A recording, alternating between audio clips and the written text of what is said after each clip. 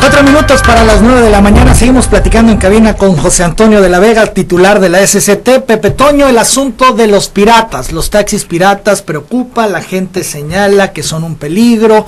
Por otro lado, los mismos taxistas, el mismo gremio señala que no es justo, que es competencia desleal. En las últimas semanas hemos escuchado a mucha gente hablar al respecto, que sobre los taxis 9000, que no los detienen, que los taxis 6000, que los taxis cocodrilo, en fin. ¿Qué pasa? ¿Cuál es el tema con el asunto del pirataje?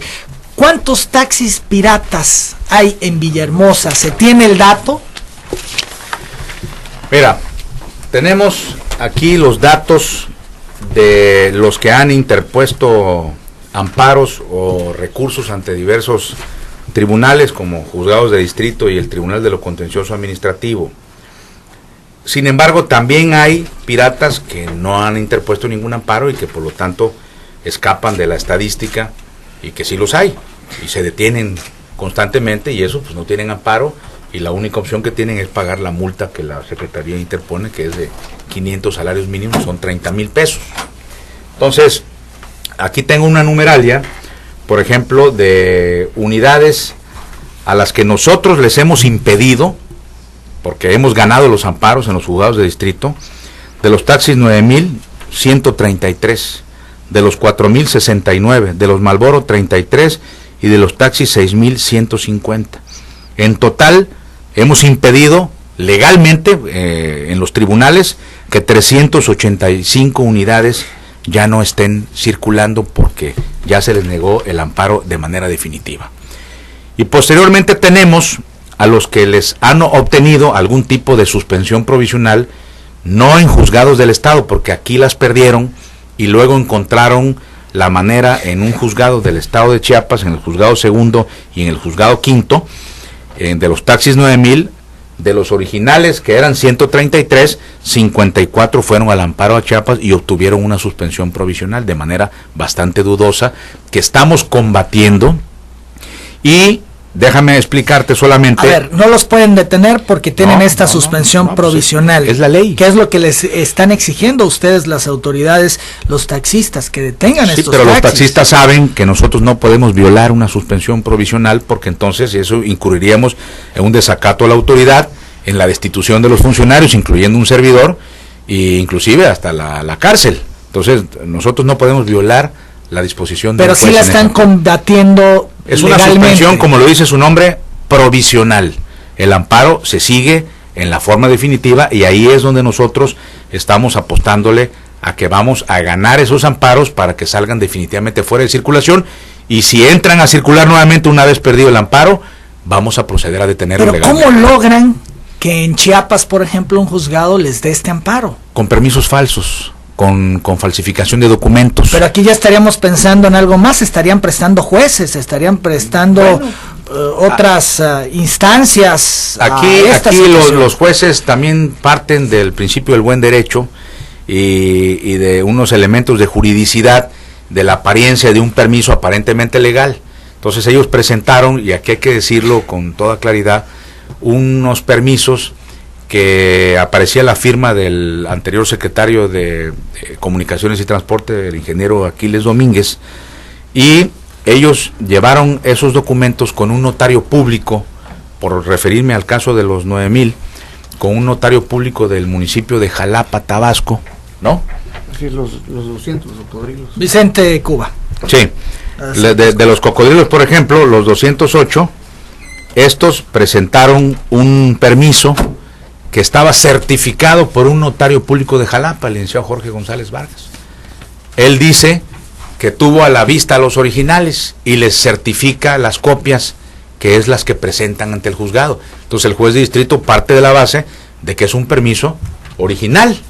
Nosotros estamos combatiendo, y Aquiles Domínguez acudió a la Secretaría de Comunicaciones y Transportes precisamente para que ante notario público certificáramos que él no dio esos permisos, además de las pruebas. Aquí les niega haberlos dado. Los niega, pero además no nada más lo niega verbalmente, sino que ya lo hizo oficialmente, jurídicamente, ya presentó también la denuncia penal en contra de ellos por falsificación de su firma y de documentos, cosa que también hizo la Secretaría, y esto es una cuestión que va a llevar algún tiempo, pero vamos a terminar probando, porque además te voy a dar un dato.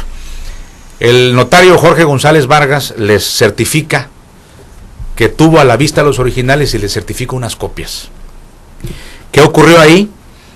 Se van al juzgado de distrito y luego, días después, presentan una denuncia penal, el representante de ellos, donde dice que le robaron los permisos originales que se metieron a su casa, y entonces ya no existen los permisos originales. Existen las copias certificadas del notario. ¿Y qué va a pasar en ese caso? Pues entonces, lo que debe suceder es que el juez de distrito tendrá que valorar la opinión de la autoridad, porque la autoridad, para poder otorgar un permiso de esa naturaleza, necesita hacer una convocatoria. Debe haber un estudio técnico que de alguna manera dé pie al otorgamiento de esos permisos. A ver, no, es que hay todo un procedimiento que se tiene que seguir, que tiene que analizar el juzgado en el amparo definitivo. En otras palabras, el notario González Vargas se habría prestado. Pues yo no lo puedo señalar, de esa manera, pero definitivamente da mucho que pensar. Pues es muy grave, estaría siendo muy grave. Así es, y bueno, no sería la primera vez que un notario se prestara ese tipo de cosas, pero nosotros vamos a proceder también ante una queja ante la Secretaría de Gobierno para que estos asuntos sean analizados desde el punto de vista legal, porque no nos parece que hagan todo un encuadramiento donde aparentemente hay el permiso original, le certifica un notario y luego van y dicen, pues ya no tenemos los permisos originales porque nos los robaron. ¿Quién tendría el interés? Un ladrón que se mete a robarse los permisos originales que solo le sirven a los titulares. Pero bueno, vamos a suponer que pongamos en duda esa situación y será el juez de distrito el que, analizando otros elementos que establece la ley de transportes para el otorgamiento de permisos. Hay un registro estatal de comunicaciones y transportes en la Secretaría donde todos los documentos, concesiones, permisos, incrementos, todo se lleva de manera muy fiel y sirve como una especie de registro público. Entonces, ahí no están esos permisos. El titular anterior está certificando. Hay un peritaje que se está haciendo ahorita por la Procuraduría, que estamos por esperar el resultado, donde el propio exsecretario don Aquiles Domínguez ya le hicieron la prueba grafoscópica y obviamente él negó haber firmado sus permisos. Esa no es su firma, eso es una firma escaneada, un facsímil, que cualquiera lo puede tomar de cualquier permiso. Hay miles de permisos que se otorgaron. Entonces eso cualquiera lo escanea y lo pone en un permiso aparente, se lo lleva a su notario y si te dice que está certificado con fórmula original, pues ante un juez puede aparentar como una prueba plena. Pero hay otros elementos que tiene que analizar el juez de distrito donde nosotros vamos a demostrar que esos permisos son falsos. Además, mira, el líder de los cocodrilos, que se llama José Alfredo Pérez Díaz, que es el dirigente de la Unión de Cocodrilos, es el que se prestó también a todo este tipo de situaciones para llevar su permiso original, como que fue un incremento que se le dio a esa unión de ellos. Entonces, ahí está incurriendo él en falsedad de declaraciones. Nosotros ya procedimos a presentar una demanda penal. Ustedes van a llegar hasta las últimas vamos a llegar hasta las últimas consecuencias, porque el interés de la Secretaría en este tema del pirataje y en todos los temas en general, pero el tema del pirataje es proteger a quienes obtuvieron una concesión en el pasado de manera legal, ateniéndose a los procedimientos legales, siguiendo las convocatorias y respetando la ley de transportes del Estado. Esto es, SCT en la administración de Arturo Núñez no ha entregado un solo permiso. Ninguno. Nosotros no hemos entregado ninguna concesión y ningún permiso desde que entramos ahí. Son las instrucciones. Porque te han acusado que sí, hay corrupción en la Secretaría, que tus funcionarios se prestan, han señalado a William, han señalado a Vicente Cuba. Han señalado, pero no han probado absolutamente nada. Aquí, si alguien viene ahorita aquí a este programa y demuestra un permiso original, concesión o permiso o incremento firmado por un servidor que es el único que tiene facultades para firmarlo, yo presento mi renuncia en este momento. Es totalmente falso, nosotros no hemos dado ningún solo permiso, lo saben todos los líderes de las uniones. Hubo por ahí clonación de permisos, sí las hay.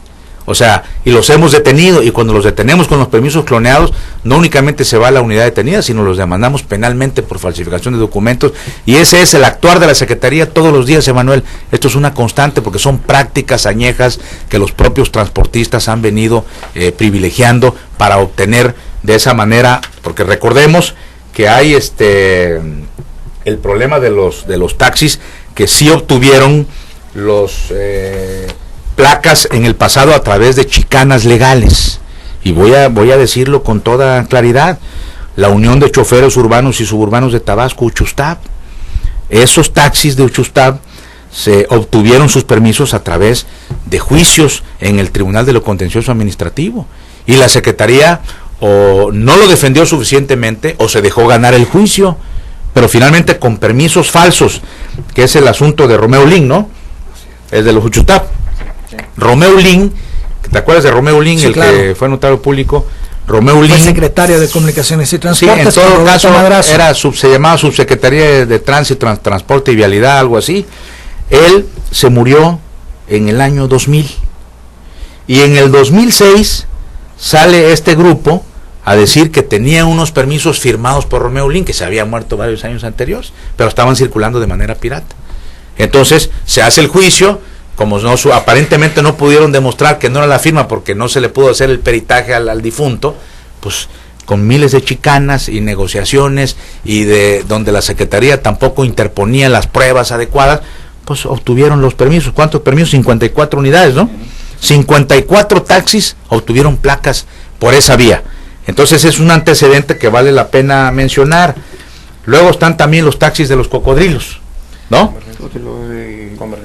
Convergencia. Obtuvieron también por un procedimiento vía amparos y vía permisos falsos una serie de situaciones que se convierten en modus operandi y sirve de aliciente a abogadillos y agentes para estar engañando choferes. ¿Quiénes están detrás? ¿A quiénes les interesa que haya taxis piratas o luego con alguna chicanada legal lograr las concesiones? Bueno, mira, sería difícil poder mencionar quién está detrás, porque a la hora de la hora aparecen 54, 100, 250 agentes con coches que hay que decirlo, de modelos recientes, de modelos nuevos, o sea, del año.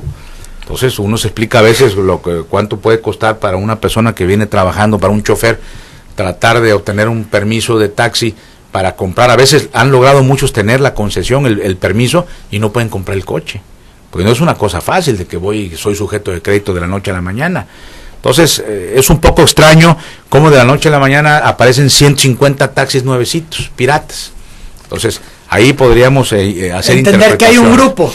Entender que hay gentes interesadas. Un grupo de poder también económico, exacto, que le puede invertir para que lleguen estos taxis a circular. Y hay que decirlo también de esta manera, Emanuel. Nosotros hemos hecho un gran esfuerzo, hemos detenido unidades piratas, hemos tratado de hacer un gran esfuerzo a pesar de la problemática que hay con los inspectores.